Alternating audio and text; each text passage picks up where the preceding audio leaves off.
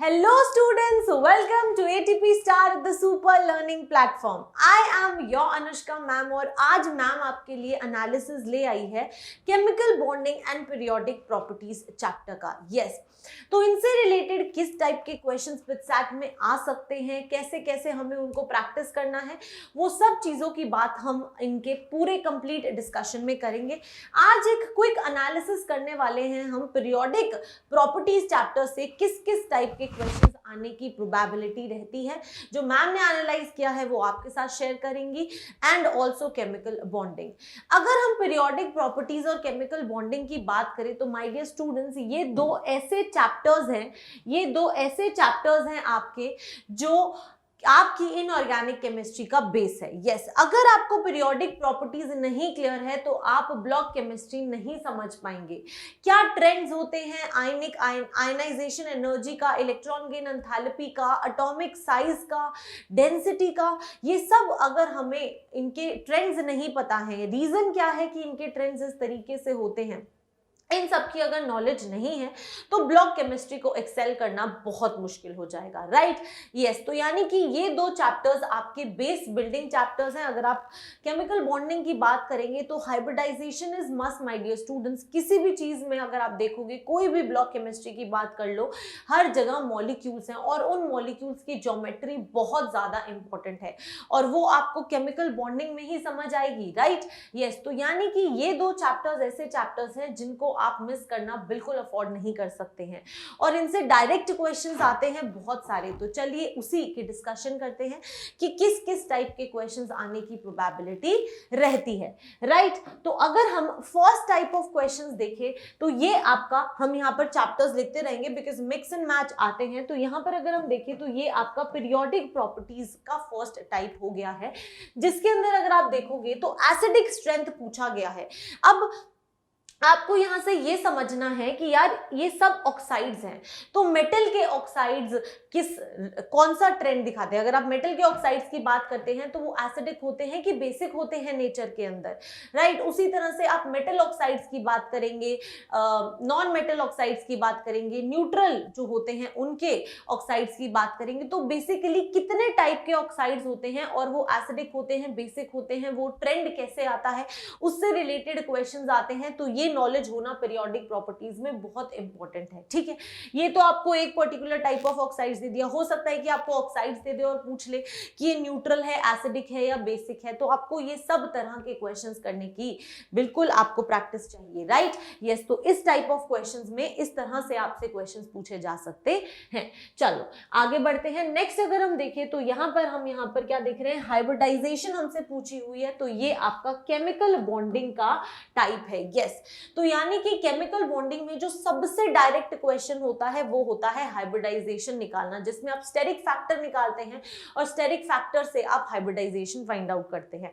अब इसमें क्या क्या क्वेश्चंस आ सकते हैं, आपको दो मॉलिक्यूल्स दिए जा सकते हैं, आपसे डाइपोल मोमेंट पूछा जा सकता है तो आप डाइपोल मोमेंट बताएंगे.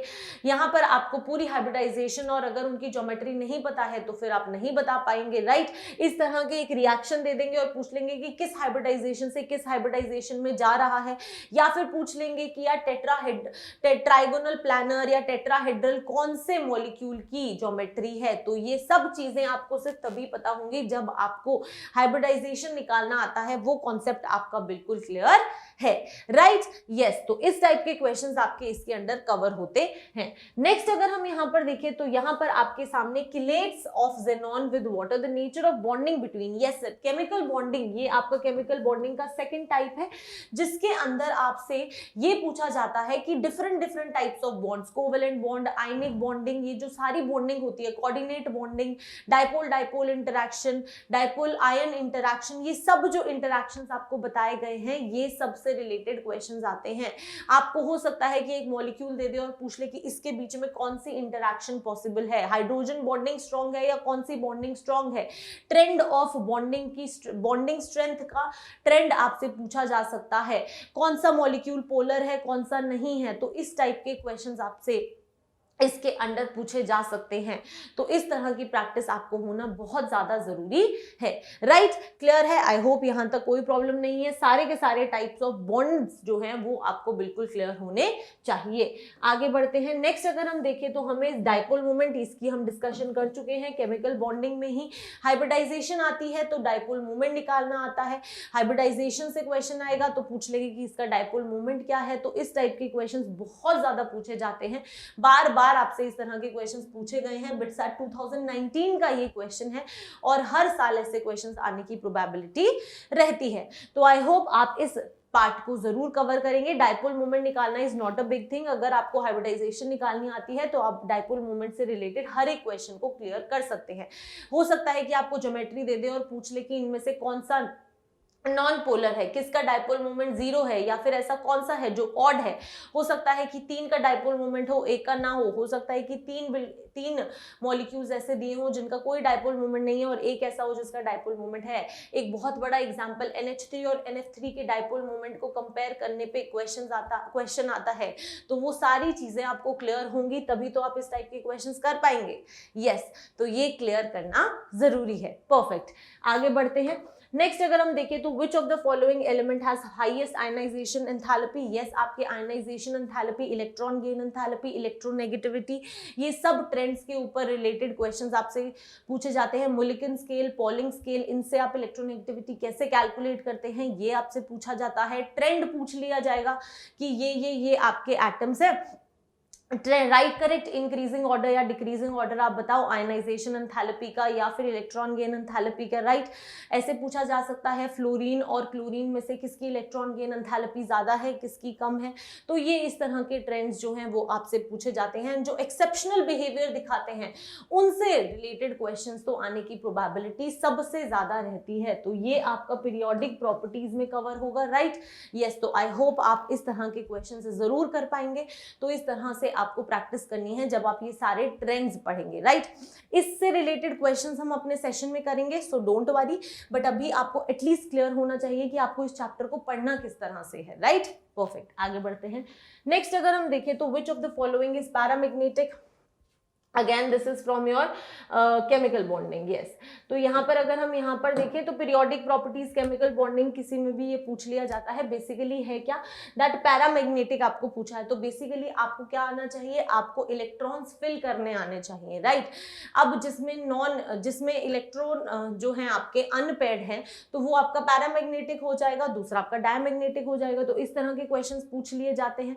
डिफरेंट मॉलिक्यूल्स दे देंगे, पूछ लेंगे कि इनमें से डायमैग्नेटिक कौन सा है या कौन सा पैरामैग्नेटिक है, या increasing order of paramagnetic behaviour में इसको अरेंज कर दो। राइट, यस, तो इस तरह के क्वेश्चंस जो हैं वो आपसे यहाँ पर पूछे जाते हैं। तो आपको इस चीज को क्लियर करना है, कोई भी कंफ्यूजन नहीं रहनी चाहिए इलेक्ट्रॉनिक कॉन्फ़िगरेशन से रिलेटेड। राइट, परफेक्ट, आगे बढ़ते हैं। The group having iso electronic species, yes, very important. इसको आप केमिकल बॉन्डिंग में कवर कर लो, कई बार आप पीरियोडिक प्रॉपर्टीज में भी पढ़ते हो। तो बेसिकली आइसो इलेक्ट्रॉनिक स्पीशीज कौन सी हैं, आइसोटोन्स कौन से हैं, आइसोबार्स कौन से हैं, और भी आइसोडाइफर्स कौन से हैं। तो इस तरह के क्वेश्चंस आपसे पूछे जाते हैं। तो ये आपको बिल्कुल क्लियर होना चाहिए। बहुत सारे स्टूडेंट्स जो हैं ये वाला पार्ट किस में कवर करते हैं, second chapter structure of atom में भी हम ये कवर करते हैं। तो ये अलग अलग तरह से आपके साथ डिस्कस किया जाता है। बट आई होप आपको समझ आ रहा है कि आपको इस तरह के क्वेश्चंस को कैसे करना है। अब और आइसो इलेक्ट्रॉनिक स्पीशीज में किस तरह से क्वेश्चंस पूछे जाते हैं, आपसे पूछ लिया जाता है कि ये सारी आइसो इलेक्ट्रॉनिक स्पीशीज है, इनको correct order of their size के अकॉर्डिंग अरेंज कर दो। तो आप वो कर सकते हैं। यस, आपको पता होना चाहिए कि कटायन का साइज, अनायन का साइज और न्यूट्रल एटम के साइज में क्या रिलेशन होता है। तो इस तरह के क्वेश्चंस जो हैं वो इस टाइप में आपके कवर होते हैं। राइट, तो आई होप अब आप इसको कर पाएंगे और आपको कोई टेंशन नहीं रहेगी। तो अपनी प्रैक्टिस बिल्कुल इसी की तरह कीजिए। विच of the following order is wrong, again वही चीज है आपका यहाँ पर पीरियोडिक प्रॉपर्टीज का ये क्वेश्चन है। Ionization energy, acidic behaviour, basic behaviour, ionic radius, इन सब के करेक्ट ट्रेंड्स पूछे हैं। इस तरह के क्वेश्चंस आने की प्रोबेबिलिटी रहती है जब पूरा का पूरा पीरियोडिक टेबल जो है वो समराइज करके एक ही क्वेश्चन में आपसे पूछ लिया जाता है। यहाँ पर अगर आप देखोगे तो यहाँ पर आपको हाइड्राइड्स गिवन है, यहाँ पर आपको ऑक्साइड्स गिवन है, तो आपको हाइड्राइड्स ऑक्साइड्स कब एसिडिक बिहेवियर शो करते हैं, कब बेसिक बिहेवियर शो करते हैं, ये सब पता होना चाहिए, तभी आप करेक्ट ऑर्डर ट्रेंड्स का देंगे। पीरियोडिक प्रॉपर्टीज में सबसे ज्यादा क्वेश्चंस करेक्ट ऑर्डर, ट्रेंड, इन सब से रिलेटेड ही आते हैं, तो आपको सारा का सारा रिलेशन पता होना चाहिए। जो एक्सेप्शनल बिहेवियर है वो तो बिल्कुल आपके माइंड में क्लियर होना चाहिए, क्योंकि क्वेश्चन बनेगा तो वहीं से बनेगा, राइट। यस, तो ये टाइप ऑफ क्वेश्चंस कवर कर सकते हैं आप। नेक्स्ट अगर हम बोलें तो which of these compounds are directional, यहाँ पर आपको डायरेक्शनल पूछा है तो बेसिकली केमिकल बॉन्डिंग का क्वेश्चन है, और इस टाइप के क्वेश्चन में अगेन बॉन्डिंग आपसे पूछी जाती है, आयनिक बॉन्डिंग में और कोवेलेंट बॉन्डिंग है मान लो, तो डायरेक्शनल कौन सी है, कौन सी नॉन डायरेक्शनल है, तो बेसिकली यहाँ से आपसे बॉन्डिंग से रिलेटेड क्वेश्चंस पूछे जाएंगे। Polar nature, non polar nature, bonding, directional कौन सा है, कोवेलेंट कौन सा है, ये वो, तो इस तरीके के क्वेश्चंस आपसे यहाँ पर पूछे जाते हैं। तो आपको इसी तरह से इनको ध्यान में रखते हुए प्रिपेयर करना है कि जनरली हम क्या सोचते हैं कि जो इनिशियल जो आपके एनसीईआरटी में पहले 2-3 पेज हैं जिसमें आपको dipole, permanent dipole, dipole, ion dipole, इस तरीके की चीजें डिस्कस की गई हैं, वो हम इग्नोर कर देते हैं, बट उनसे रिलेटेड ही क्वेश्चंस ये पूछे गए हैं, तो उसको आप इग्नोर ना करें, अच्छे से जरूर पढ़ें, क्योंकि वहीं से क्वेश्चन आ रहे हैं, राइट। यस, अगर देखोगे तो बिटसैट 2017 का ये क्वेश्चन है, यानी कि बहुत पुराना भी नहीं है, तो यानी कि आपको अच्छे से उस पार्ट को भी कवर करना है। परफेक्ट, आगे देखते हैं। The element with atomic number 118, yes, ये आपका पीरियोडिक प्रॉपर्टीज का है, और इलेक्ट्रॉनिक कॉन्फ़िगरेशन से रिलेटेड बड़े क्वेश्चंस आते हैं यार, कि कौन से पीरियड और कौन से ग्रुप से बिलोंग करता है, अगर ये एलिमेंट है तो इस ग्रुप या इस एलिमेंट, इस ग्रुप और इस पीरियड का एक एलिमेंट का नाम बता दो, तो इस तरह के क्वेश्चंस जो हैं वो आपके इस टाइप में कवर होते हैं, जहां पर आपको इलेक्ट्रॉनिक कॉन्फ़िगरेशन को ध्यान में रखते हुए ही सारे के सारे क्वेश्चन को करना होता है, राइट। तो ये आपको ध्यान रखना है, और इस तरह के क्वेश्चन करने का तरीका क्या है, आप क्या कीजिए, जो आपका ग्रुप 18 है उसके सारे एलिमेंट्स और एटॉमिक नंबर अगर आपको याद है तो उसकी रिस्पेक्ट में आप देख लो कि जो एटॉमिक नंबर आपको दिया है वो उसके कितना आगे या पीछे है, उसी के अकॉर्डिंग आप ग्रुप्स उनके फाइंड आउट कर सकते हो। ये बेस्ट तरीका होता है अपने क्वेश्चन को सॉल्व करने का। आई होप अब आपको समझ आया है कि इलेक्ट्रॉनिक कॉन्फ़िगरेशन इक्वली इंपॉर्टेंट है, और जो एक्सेप्शनल इलेक्ट्रॉनिक कॉन्फ़िगरेशन है वो तो मोस्ट इंपॉर्टेंट है, तो उसको जरूर ध्यान में रखिए और उसी के अकॉर्डिंग अपने क्वेश्चंस करिए। परफेक्ट, आगे बढ़ते हैं। नेक्स्ट अगर हम देखें तो यहाँ पर हमारे पास में फॉर्मल चार्ज, केमिकल बॉन्डिंग में फॉर्मल चार्ज से रिलेटेड बड़े क्वेश्चंस आते हैं यार, हाइड्रेशन, एंथैल्पी से रिलेटेड, लैटिस एनर्जी से रिलेटेड, इनसे रिलेटेड क्वेश्चंस आने की सबसे ज्यादा प्रोबेबिलिटी रहती है, ठीक है। तो फॉर्मल चार्ज कैसे फाइंड आउट करते हैं, हाइड्रेशन एंथैल्पी कैसे कंपेयर करोगे, लैटिस एंथैल्पी कैसे कंपेयर करोगे, इनसे रिलेटेड जो क्वेश्चंस है वो इस टाइप में कवर होते हैं। इलेक्ट्रोनेगेटिविटी की वैल्यू फाइंड आउट करना, पॉलीज एक्सक्लूजन प्रिंसिपल और मुलिकन स्केल यूज करके आप कैसे इलेक्ट्रोनेगेटिविटी फाइंड आउट करते हैं एलिमेंट्स की, ये सब चीजें जो है वो आपको इसके अंडर कवर होती हैं। फॉर्मूलाज हैं सिंपल, जिनको अगर हमने समझ लिया तो हम डायरेक्ट आंसर्स निकाल सकते हैं, राइट। यस, तो इस टाइप के क्वेश्चंस आपके यहाँ पर कवर होते हैं, तो आई होप आप इसको इसी तरह से प्रिपेयर करेंगे। आगे देखते हैं। नेक्स्ट हम देखें तो which of the following is the most basic oxide, again हम ये बात कर चुके हैं, ये आपके पीरियोडिक प्रॉपर्टीज में आता है। बेसिक ऑक्साइड, ऑक्साइड्स देख लो यार, मेटल के हैं तो बेसिक होंगे, नॉन मेटल के हैं तो एसिडिक होंगे, राइट। यस, उसी के अकॉर्डिंग आपको कंपेयर करना है। Which of the following is similar to graphite, again ये केमिकल बॉन्डिंग है, यहाँ पर आपसे डायमंड से रिलेटेड, ग्रेफाइट से रिलेटेड क्वेश्चंस आने की प्रोबेबिलिटी रहती है। अगर आपसे क्वेश्चन पूछ लिया जाता है कि कौन सा इनमें से सॉफ्ट है, लुब्रिकेंट की तरह यूज हो सकता है, क्यों यूज हो सकता है, तो वो ग्रेफाइट है, क्योंकि लेयर लाइक स्ट्रक्चर होता है, एक इलेक्ट्रॉन वेकेंट होता है, तो वो गुड कंडक्टर ऑफ इलेक्ट्रिसिटी होता है।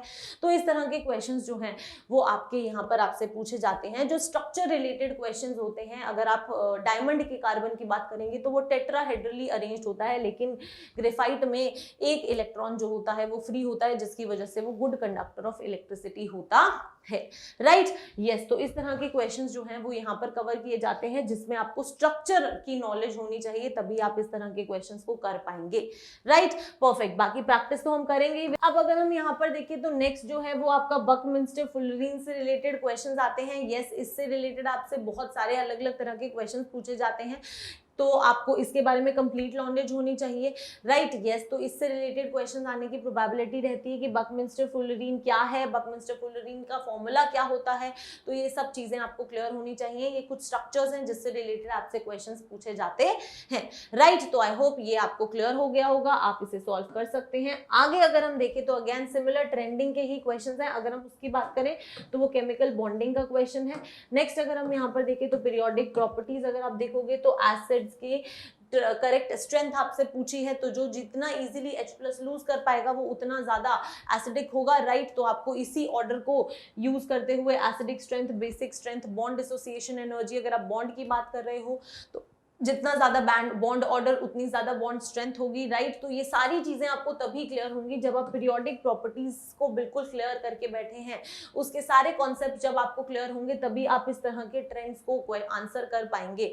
तो इस तरह के क्वेश्चंस वो क्वेश्चंस होते हैं जिसके अंदर पूरी की पूरी पीरियोडिक प्रॉपर्टीज जो है वो आपकी डिस्कस हो जाती है, राइट। तो आई होप आप इस तरह के क्वेश्चंस कर पाएंगे। बाकी प्रैक्टिस हम अगले सेशन में जब हम इसको डिस्कस करेंगे तो इस तरह के और बहुत सारे क्वेश्चंस हम डिस्कस करने वाले हैं, राइट। परफेक्ट, तो आगे बढ़ते हैं। Which of the following compounds is having maximum number of atoms in the same plane. Again वही चीज है, अगर आपको स्ट्रक्चर्स फॉर्म करना आता है तो आपको पता है कि ब्रिज बॉन्डिंग कहाँ होती है, किस तरह से बॉन्डिंग होती है, क्या प्लेनरिटी होती है आपके मॉलिक्यूल की, हाइब्रिडाइजेशन क्या है, ज्योमेट्री क्या है, राइट। तो ये सब चीजें अगर आपको क्लियर हैं तो आप इस टाइप के क्वेश्चंस को कर सकते हैं।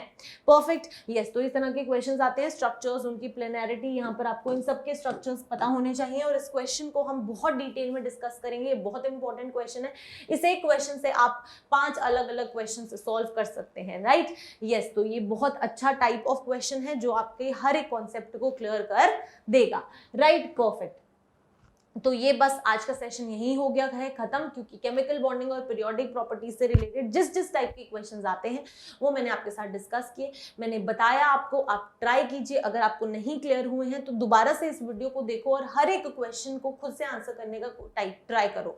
जिस पॉइंट पे जो मैंने क्वेश्चन बोला और आप नहीं आंसर कर पाए, यानी कि आपको उसको क्लियर करने की जरूरत है। तो आई होप आपको आज का एनालिसिस अच्छा लगा होगा और इसी तरह के बाकी चैप्टर्स के एनालिसिस में मैं आपके लिए लेके आऊंगी। तो अपनी प्रैक्टिस करते रहिए। Thank you so much and all the very best.